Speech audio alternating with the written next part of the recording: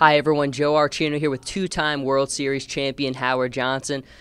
Howard, we're just about at the end of this current MLB season. I think one of the coolest things that people are so excited about is this influx of young talent. We have Aaron Judge just hit his 50th home run, Cody Bellinger over on the Dodgers. Now, you hit a couple home runs back in your day, too. What's it like kind of as a fan now? You coach the game a little bit, too, kind of watching these guys rise up and just come onto the scene and be as good as they are.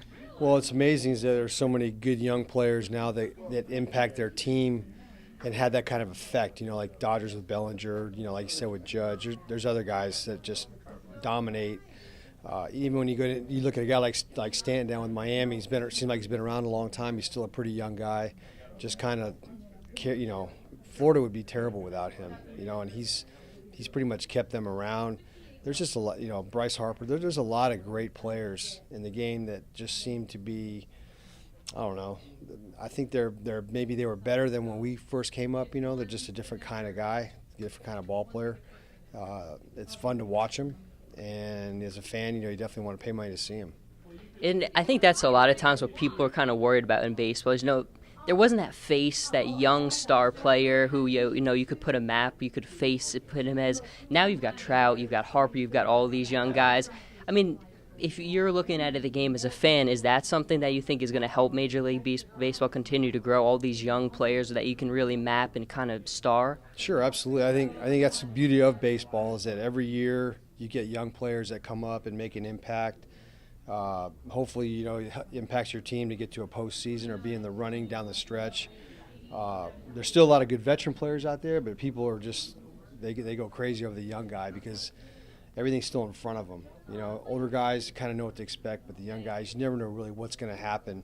And there's just so much, drama with those guys, especially like towards the end of the season after a long baseball season, which is very long, and then you've got, longer postseason now. So there's a lot of things to like about having young guys around. And I think, like you said, it puts a face on the game. People can relate to the game a lot easier. Now, I want to talk about you a little bit. I said at the beginning, two-time World Series champion, obviously. You got one with the Tigers. You got one with the Mets. That 86 Mets championship is one that people still talk about to this day, and I don't think people will ever forget. But I think for baseball junkies like myself, everybody always wants to know, even if this is a fair question, which team would you say maybe is better? That Tigers team that you originally won it with in 84 or that 86 Mets team? Well, Joe, I've been asked that a lot. I mean, because I could pick either one, and I'd probably make a pretty good argument. The Tiger team, to me, was different than the Mets team. It didn't quite have the starting pitching that the Mets teams had. That's one thing that for sure. And the bullpen, I think, with both teams is pretty equal. From a position player standpoint, I give the edge a little bit to the Tigers, but not by much. But for me, what really wins it is pitching and defense. And even though defensively the Tigers, are better, I got to give the slight edge when you combine it all with the pitching of the Mets and their bullpen. So I would say, give me the back end of that bullpen and the extra starters like the Mets have, and I would probably say they would probably beat the Tigers in a World Series. But the thing is that they both of those teams kind of went into the postseason on a roll. Detroit had a great year. We were 35-5 to start the year, which is pretty good. The Dodgers have had a great run, and that's what we were doing, the same thing. So both teams, Tigers and the Mets, both had kind of momentum going into the playoffs. I love the way you bring all those numbers into it. And like you said, either way you cut it, both those teams had top to bottom so much talent. But let's kind of talk about the Mets for a minute. Game 6, obviously, in every Mets fan, it's something that they replay, the comeback. It's something you just think. Do you just replay those moments, when you're just sitting, you just think about that game and like every day or anything like that? Yeah, it's hard not to. I mean, now it's a little bit different because the Mets have such a tough year. But like last year and the year before, their success. You start thinking about, what it was like when we were there. That team, those games, the playoffs and World Series. I think the playoffs, the NLCS leading up to the World Series in '86, that NLCS is probably one of the better ones you're going to find. There's been a lot of good ones, but that was pretty strong. And a lot of dramatic moments in that. Every now and then someone will ask me about it, and I kind of run through like some of the things that happened in the game, or they're just different. But yeah, it's I can still remember things some things I don't remember so well, but a lot of things I do remember well, and it's a memory that I'm glad I've got.